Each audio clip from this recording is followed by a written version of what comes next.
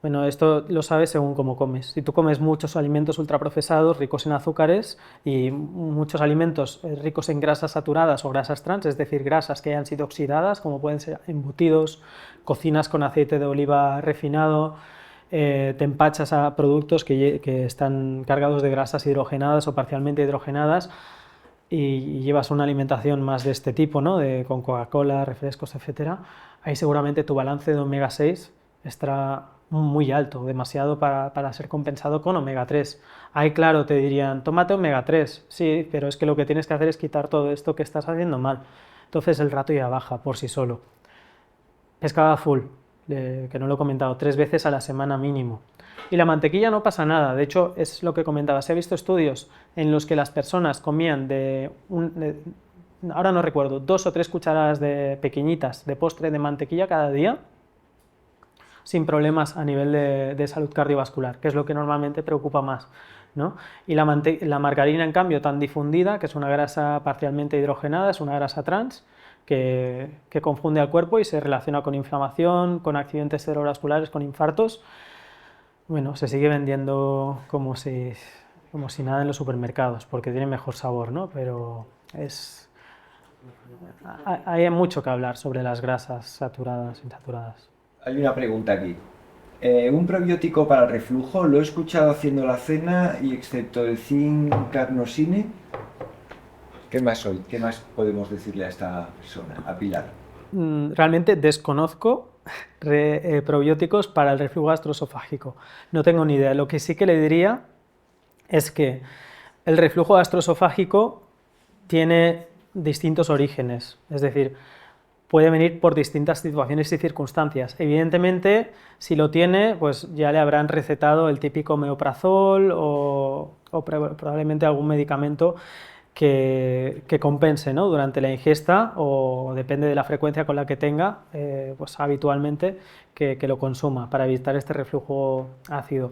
Yo aquí distinguiría reflujos que vienen con ácido real, es decir, hay reflujos que vienen ácidos, que es lo que entendemos típicamente como reflujo gastroesofágico, el típico, o que viene sin, porque si viene sin ácido ya estamos quizá en una situación de hipocloridria en el que, por ejemplo, hay una hernia de hiato, es decir, que el esfínter, el cardias del estómago, que es como una valvulita que tiene el estómago que se abre y se cierra, que va hacia arriba, hacia el esófago, está dañada. Si eso está dañado, ya estamos hablando de un problema físico, ¿no? de la pared muscular del estómago. Entonces, lo que quiero decir es que para tratar un reflujo gastroesofágico, primero hay que ver cuál es el problema.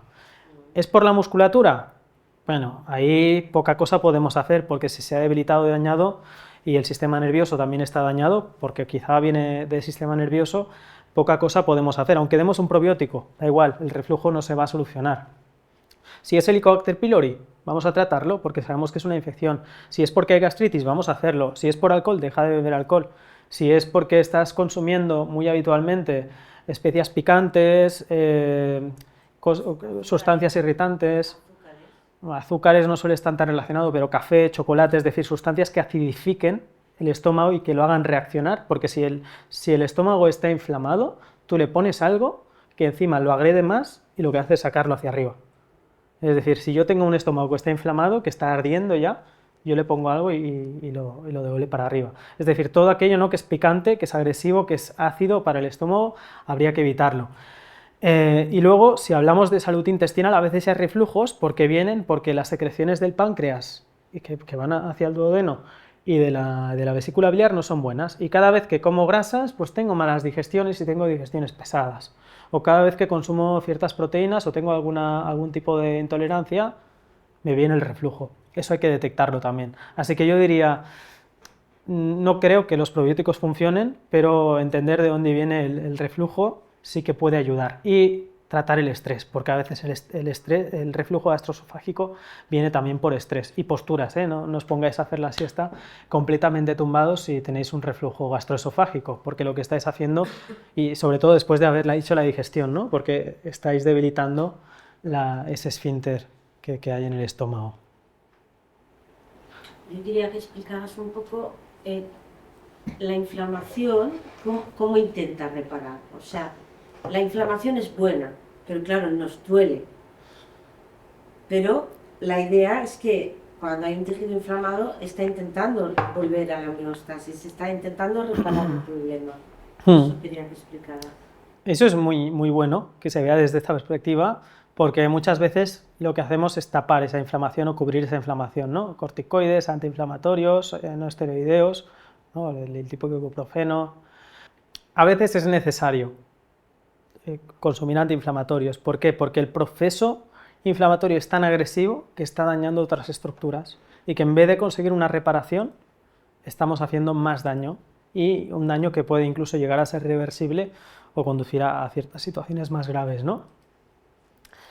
Entonces, hacia la inflamación lo que yo diría es que es un proceso que se tiene que modular o muchas veces inmunomodular, porque ahí el sistema inmunológico juega un papel muy importante. Entonces, claro que hay sustancias tanto naturales como farmacológicas que son antiinflamatorias, pero también hay que saber cuándo dejar que el cuerpo se inflame y actúe y se regenere y cuándo no. O sea, cuándo intervenir en ese sistema inmunológico y cuándo no. Y realmente diría que no importa tanto la vía, porque a veces hay remedios muy buenos dentro de la medicina y hay remedios muy buenos dentro de las medicinas alternativas o los naturales, ¿no? Las plantas. Yo diría que sea como sea, si una persona tiene un proceso inflamatorio, lo primero es decidir, ¿hay que tratarlo porque hay un riesgo para la salud? ¿Sí o no? Si lo hay un riesgo, vamos a tratarlo. Si no, deja que el cuerpo siga recuperándose y se regenere por sí solo. O si hay riesgos y beneficios, aquí la persona individualmente ha de decidir cuál va a ser su decisión y también tiene que decidir qué tipo de tratamiento, con qué terapeuta, de qué maneras. Como apoyo, claro, aquí hay mucha gente que toma antioxidantes, por ejemplo, ¿no? Pero vuelvo a lo mismo. Si estamos tratando de quitar una inflamación, pero no resolvemos el origen del problema, me da igual si te tomas 10 pastillas de antioxidantes, si te tomas berberina, vitamina C, te tomas el resveratrol, la melatonina, da igual. Es decir, de nuevo, si queremos tratar la inflamación, si hemos decidido tratarla, porque ya hemos dicho, esta inflamación hay que reducirla, vamos a hacer un tratamiento puntual, quizás, pero vamos a ir trabajando en el origen de esa inflamación. Por ejemplo, cuando hay inflamación que te está generando mucho dolor y que tienes mucha incomodidad. Claro, el ayuno depende, porque aquí tenemos los beneficios del ayuno y los perjuicios del ayuno también, ¿no? Que no se habla quizá tanto, pero el ayuno es un estrés físico para el cuerpo. Entonces, y sobre todo el ayuno prolongado, ¿no? Porque quizá estamos hablando aquí de ayuno intermitente, entiendo, ¿no? Pero claro, si una persona no está acostumbrada a hacer ayuno y tiene poca flexibilidad metabólica, su cuerpo lo va a ver como un estímulo estresante. Y si no tiene una buena protección intestinal, porque no me has dicho muy bien dónde está la inflamación, ¿no? En este caso. Digo, yo pienso que la inflamación en general, el dolor, viene desde el intestino, siempre. Vale. O sea, se genera desde el intestino y luego va a los demás tejidos. El cuerpo está tratando de solucionar un problema. O sea, la inflamación puede estar en muchos lados, ¿no? Yo si me hago una herida aquí, la inflamación está aquí y esta inflamación se traduce en una comunicación en todo mi cuerpo a través de ciertas señales, ¿no? Y se cambia un poco el metabolismo de ciertas sustancias y el sistema inmunológico. Y esto me puede transmitir más o menos dolor. Pero si está en los intestinos, ahí te diría, un ayuno a veces es interesante porque el ayuno lo que hace es ayudar a regenerar y a reparar. Porque a veces comemos y es que no le damos tiempo al intestino a repararse, ¿eh? Y además, depende del tipo de ayuno, hasta ayudamos a regenerar todas las células. Pero también te diría, cuidado, porque si el origen es un estrés o una ansiedad, esto puede agravar el problema también, a veces, sobre todo si hay esto, ¿no? Una debilidad ya del sistema digestivo, úlceras, por ejemplo, o hay algún tipo de lesión en el tejido tanto del intestino como del estómago. Y también la localización, ¿no? Si lo sabemos o si no lo sabemos. Si yo te diría un ayuno, si tienes el estómago comprometido, quizá no, si es el intestino delgado. En cambio, si me dices es el colon, quizá te diría probablemente es aconsejable. Entonces, relativo. ¿Puede ayudar a reducir una inflamación el ayuno? Sí, puede ayudar e incluso puede hacer que la persona mejore. ¿Va a servir en todas las situaciones? No.